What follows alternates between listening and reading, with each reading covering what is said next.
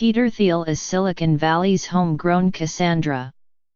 He warned for years that the big tech companies were arrogant and clueless and less good for mankind than they believed. Comeuppance, the billionaire investor warned, was coming. Trouble has now arrived. Unfortunately for Mr. Thiel, the storm is centered on Facebook, whose board he has been a member of practically since its founding. The social network, which billed itself as bringing democracy and enlightenment to the world, was used by the Russians to subvert democracy and sow confusion in the United States. Even people paid to see the future didn't see that one coming. The board's role is to help think about some of the medium and longer term problems coming around the corner, Mr. Thiel said. We were far from perfect in doing that. Mr. Thiel, 50, is at the center of nearly every issue that roils Silicon Valley, ranging from the tech elite's fascination with New Zealand hideaways, Mr. Thiel obtained New Zealand citizenship, to Bitcoin, he is a major investor, to the problems of herd thinking, he is moving from San Francisco to Los Angeles to escape it, to the evolving role of content on the Internet. He has been exploring the creation of a media company that would outflank Breitbart and Fox for a younger audience. Point 2. Subjects are currently overwhelming everything else. President Trump, whom Mr. Thiel aggressively backed for president, and Facebook, whose core mission is being called into question in the wake of the Russian revelations. In a typical Thiel move, he tends to run toward controversy even as his Silicon Valley peers try to make themselves inconspicuous. He agreed, in a rare interview, to talk about both. It's been a crazier 2 years than I would have thought, Mr. Thiel said in his new Midtown Manhattan apartment, which is so far up in the clouds that it literally looks down on Trump Tower. Despite the proximity, the mutual enthusiasm between Mr. Thiel and Mr. Trump seems to have cooled. After Mr. Thiel spoke at the Republican National Convention in 2016, there were unsourced media reports that said Mr. Trump wanted to put him on the Supreme Court. But now even photo ops are rare. The investor said he had last spoken to the president a few months ago. We don't talk that often, he said, but added, I can get access anytime I want. The Trump whom Mr. Thiel touted at the Republican convention was a candidate who would end the era of stupid wars and rebuild our country, move us past fake culture wars and start projects, the equivalent of the Apollo space program. That does not seem to be the president he got. There are all these ways that things have fallen short, Mr. Thiel said. But he said he had no regrets about his endorsement. It's still better than Hillary Clinton or the Republican zombies, he said, referring to the other candidates. The White House did not respond to a request for comment. Mr. Thiel is routinely labeled a libertarian. On a bookshelf in the apartment, as if in confirmation, is a hardback copy of Ayn Rand's Atlas Shrugged, the Bible of the movement. A gift, he said. A lesser-known but possibly deeper influence was the French philosopher René Girard, who taught at Stanford University when Mr. Thiel was an undergraduate there. For 15 years, on and off, Mr. Thiel sat in on a study group about Mr. Girard's ideas. Mr. Girard believed human beings were deeply mimetic, which is to say they copy one another. It's very anti-Ayn Rand. There are no self-contained autonomous figures, Mr. Thiel said. Our desires are not our own. They get shaped powerfully by the society around us. It was this illumination that helped him see the potential of Facebook, where people could find out in intimate and addictive detail what their friends were up to when it was barely a year old. He was the first outside investor, buying 10% of the company for $500,000. He sold most of his holdings in 2012 as Facebook went public.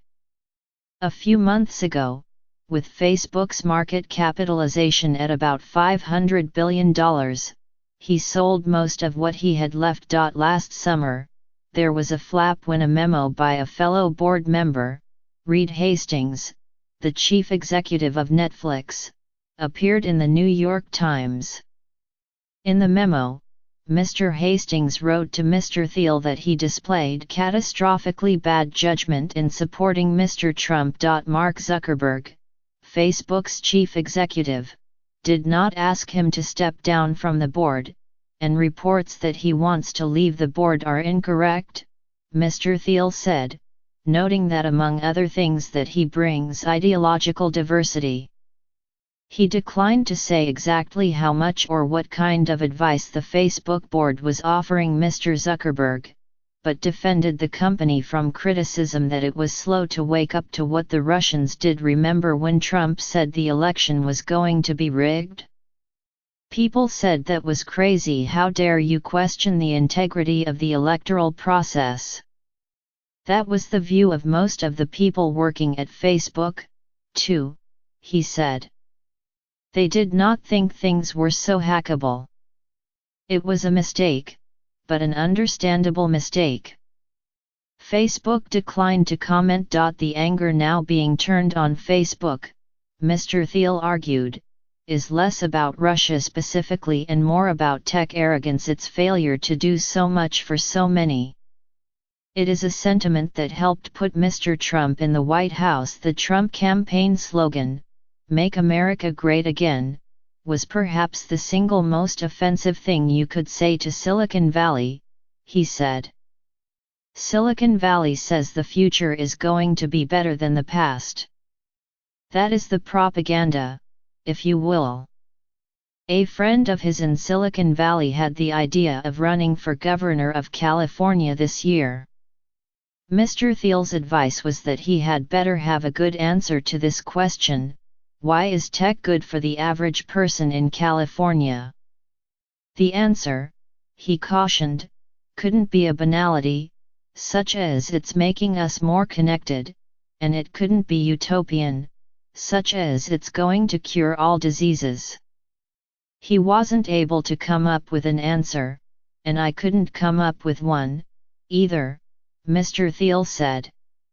He declined to identify the friend, but it is well known in tech circles that Sam Altman, the president of Y Combinator, the prominent startup accelerator, was thinking about running.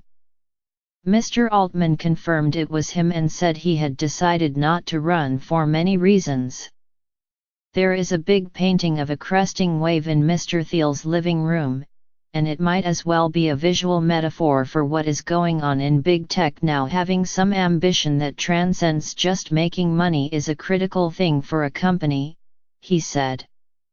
But there is some point where it gets crazy and self-delusional. He added that the companies are probably in some trouble. Maybe it's a little, maybe it's a lot. The prospect of government regulation looms. In 2015 and 2016, Mr. Thiel gave $300,000 to Josh Hawley, who was campaigning to become Missouri's Attorney General. Mr. Hawley won, and in November he opened an antitrust investigation of Google. A spokeswoman for Mr. Hawley, a Republican who is now challenging the state's Democratic senator, Claire McCaskill, said there was no connection between Mr. Thiel's donation and the investigation. Google declined to comment. The news last month that Mr. Thiel is moving from San Francisco to Los Angeles reflects a shift that is as much mental as literal. Getting out of the tech bubble, he figures, will give him more clarity about his investments. Network effects are very positive things, but there's a tipping point where they fall over into the madness of crowds, he said. Another of Mr. Thiel's contentious ideas was destroying Gawker, the online publisher. He secretly financed the privacy lawsuit that Hulk Hogan, the former pro wrestler, filed against the media company, which Mr. Hogan won. That led to Gawker's bankruptcy in 2016. A news operation that specialized in deflating the arrogance of Silicon Valley should have been to Mr. Thiels' liking. But he argues that his philosophy is consistent here. Gawker was trying to cut people down to size for not conforming, he said. The ability to speak and not have every word you say get distorted, to have wrong ideas and then be able to correct them. These notions were powerfully undercut by Gawker. Mr. Thiel is still pursuing the remnants of Gawker in court, which has prompted accusations that he wants to remove all of its content from the internet as a final victory. He denied this. Terry Bollea, aka Hulk Hogan, is still owed some money from the Gawker sale, and that is what I am trying to get, he said. I don't want the archives. I don't think it makes sense to destroy them. Preserve them, study them instead.